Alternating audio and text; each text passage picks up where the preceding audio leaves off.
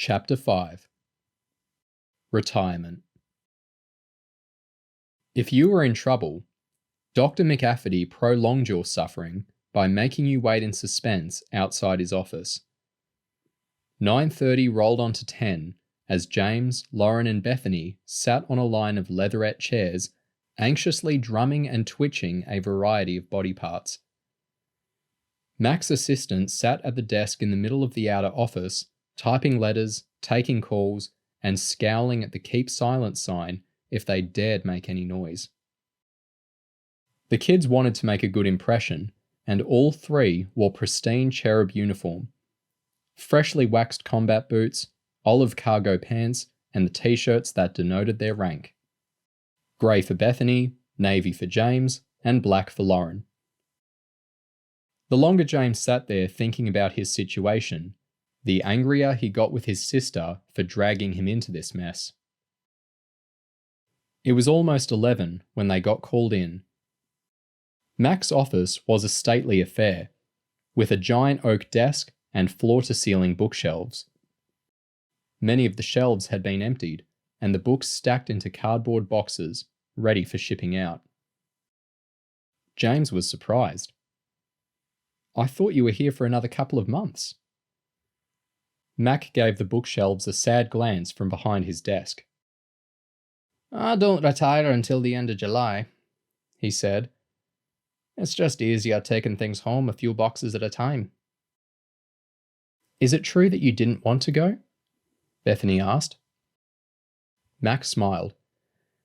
"Cherub might be a special organization, but I have to retire at 65.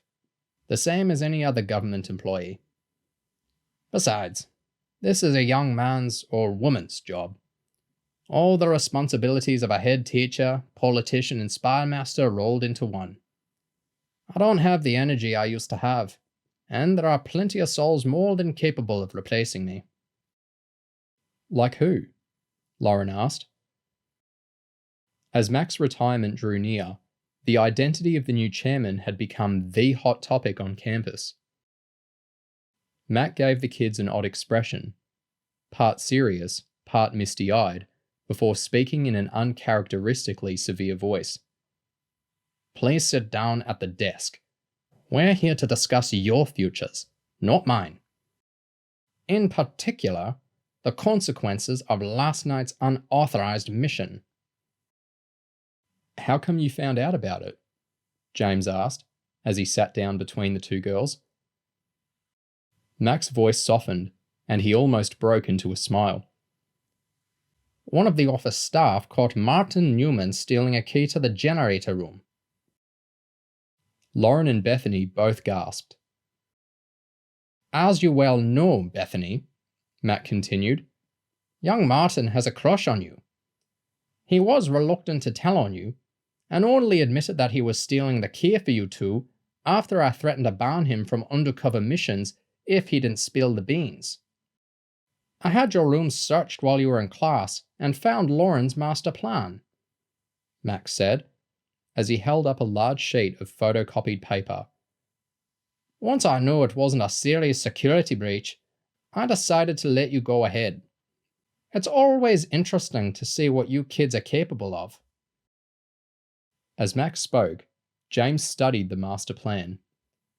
It was all in Lauren's neatest writing, with diagrams, maps, details of when the raid was going to take place and what equipment they needed. But his eyes were drawn to the bottom of the paper and a section beneath an underlined title.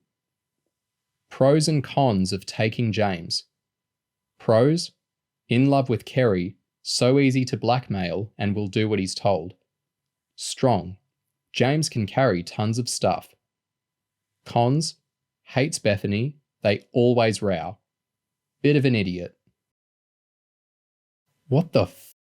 James muttered when he finished reading, only backing away from the last word when he remembered where he was sitting. As Lauren turned red and shrank into her chair, Max smiled. The document had clearly had precisely the humbling effect he'd intended. "James, you can go back to your lessons," Max said. I'm obviously not impressed with your role in this affair, and you can consider yourself officially warned. But you were forced into this by your sister, and I think it is she and Bethany who deserve to be punished. James ought to have been relieved at getting off, but Lauren's list of pros and cons was so clinical that it left him feeling like he'd been punched in the head.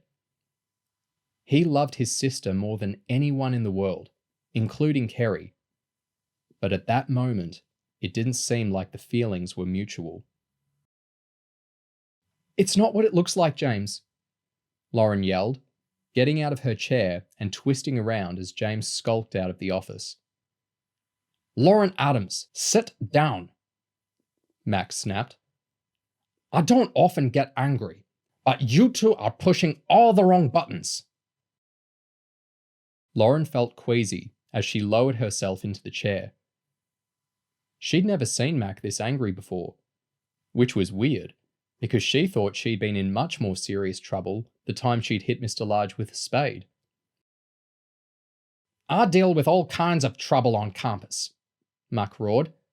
"Kids get in fights, kids don't do their homework or get lippy in class. I can live with those things because it's a normal part of growing up, but one thing I can't abide by is bullying. We train you to manipulate people during undercover operations, but it is absolutely unacceptable to use those skills to make your fellow cherubs do things they don't want to. Bethany Parker, you knew Martin Newman had a crush on you, and you made him all kinds of promises that you had no intention of keeping. Lauren stooped even lower, blackmailing her own brother into doing something that might have landed him in serious trouble." That's not fair," Lauren gasped. "It wasn't bullying. All the stuff we did was to help Jake and the other trainees." "Well, hurrah for you," Mark said sarcastically. "Your tactics might have been more subtle than shoving a kid up against a wall and threatening to thump him. But anything that involves forcing people to act against their will counts as bullying in my book."